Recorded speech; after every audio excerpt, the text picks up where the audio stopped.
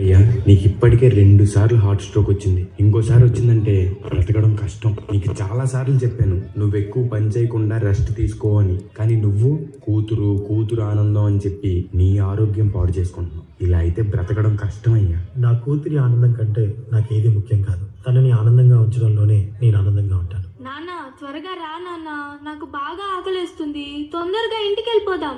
మరేం పర్లేదు డాక్టర్, నేను చూసుకుంటాను. నాన్న, నాకు బాగా ఆకలేసినప్పుడు ఆ ఆకలి తెలియకుండా ఒక పాట పాడతారు కదా, పాడండి నాన్న.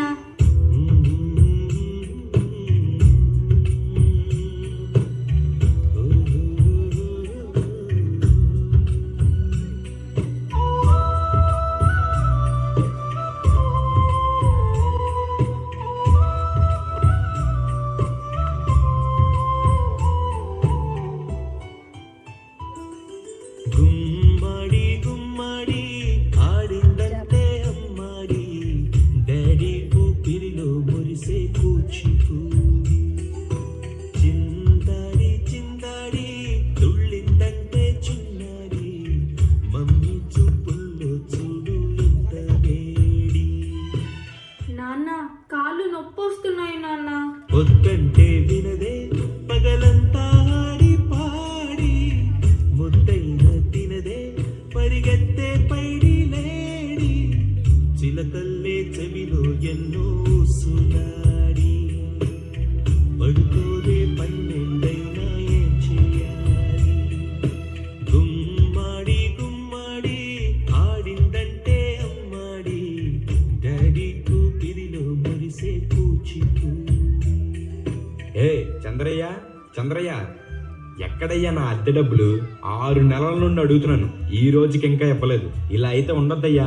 నా ఇల్లు ఇప్పుడే ఈ క్షణమే ఖాళీ చేసి వెళ్ళిపోండి. అయ్యా, కొంచెం చిన్నగా మాట్లాడండి అయ్యా. లోపల నా కూతురు నిద్రపోతుంది, విన్నదంటే బాధపడుతుంది. ఎలాగైనా 2 రోజులు మీ డబ్బులు కట్టేస్తానయ్యా. ఏంటి చిన్నగా మాట్లాడాలా? అద్దె కట్టడం చేత కాదు కానీ కూతురు ముందు పరువు కావాల్సి వచ్చిందా? రేపుటి కల్లా నా అద్దె డబ్బులు నాకు ఇవ్వకపోతే ఇంట్లో ఒక్క సామాను కూడా ఉండేవను. ఏమైంది నాన్న? ఏం లేదమ్మా, పద పడుకుందాం. నేను మొత్తం విన్నాను నాన్న, నువ్వేం బాధపడకు నాన్న. నేను బాగా చదువుకొని ఒక మంచి ఉద్యోగం చేస్తాను. మనమే ఒక మంచి ఇల్లు కట్టుకొని ఆనందంగా ఉందాం. అప్పుడు ఎవరికి డబ్బులు ఇవ్వాల్సిన అవసరం లేదు కదా. నువ్వేం బాధపడకు నాన్న. ఎన్నెన్నో ఆశలతో పెంచానమ్మ గుండెల్లో,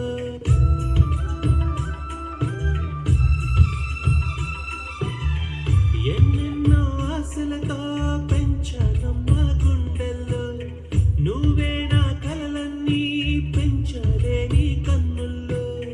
నా తల్లివి నువ్వో, నీ తండ్రిని నేను, ఎవరినెవరు లాలిస్తున్నారు.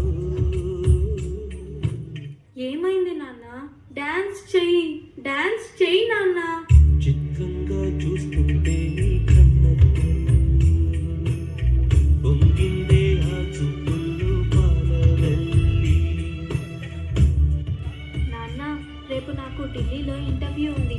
అందులో కానీ నేను సెలెక్ట్ అవుతే 60,000 జీతం వస్తుంది. ఇక మన కష్టాలన్నీ తీరిపోతాయి, హ్యాపీగా బ్రతికేయచ్చు. నీ ప్రశ్నలు ఎవ్వరూ బదులెవ్వరుగా. జాగ్రత్త అమ్మా, నీకోసం ఎదురు చూస్తూ ఉంటాను. త్వరగా వచ్చేవా? ఖచ్చితంగా ఆ జాబ్ని సంపాదించే వస్తా. ఏ గాలో నిన్ను తరుముతుంటే అల్లరిగా, మరి నేను వెళ్ళొస్తాను నాన్న, నువ్వు జాగ్రత్తగా ఉండు. ఆగాలో లేదు తెలియదంటే చెల్లదుగా.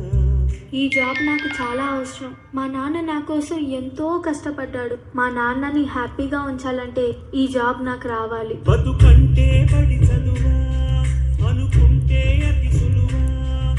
నా బంగారు తల్లి, నేను పని చేయట్లేదు, డబ్బులకి ఇబ్బంది పడుతున్నా అని తాను జాబ్ చేస్తా అని ఇంటర్వ్యూకి వెళ్ళింది. సర్లే, నేను ఇంకా ఎన్ని రోజులు బ్రతుకుతానో కూడా తెలీదు. తనకి జాబ్ వస్తే తనే హ్యాపీగా ఉంటుంది. నా పాపకి జాబ్ వస్తుంది, దేవుడు ఉన్నాడు. జాబ్ ఖచ్చితంగా వస్తుంది, ఖచ్చితంగా.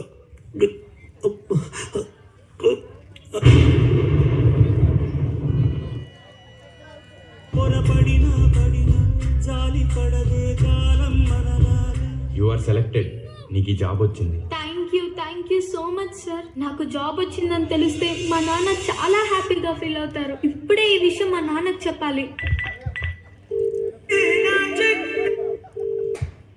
ఏంటి నాన్న ఫోన్ లిఫ్ట్ చేయట్లేదు? సరేలే, డైరెక్ట్గా వెళ్ళి సర్ప్రైజ్ చేద్దాం. ఆయన హ్యాపీగా ఫీల్ అవ్వడం నేను కళ్ళారా చూడాలి. ఒక నిమిషం కూడా ఆగిపోతే నువ్వు వచ్చేదాకా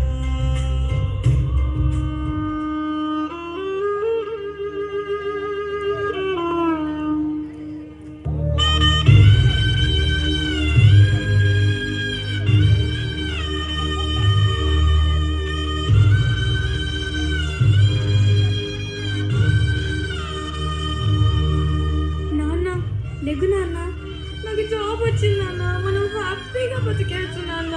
నాన్న లెగు నాన్న, నాకు భయం వేస్తుంది నాన్న. నాన్న నాన్న, లెగు నాన్న.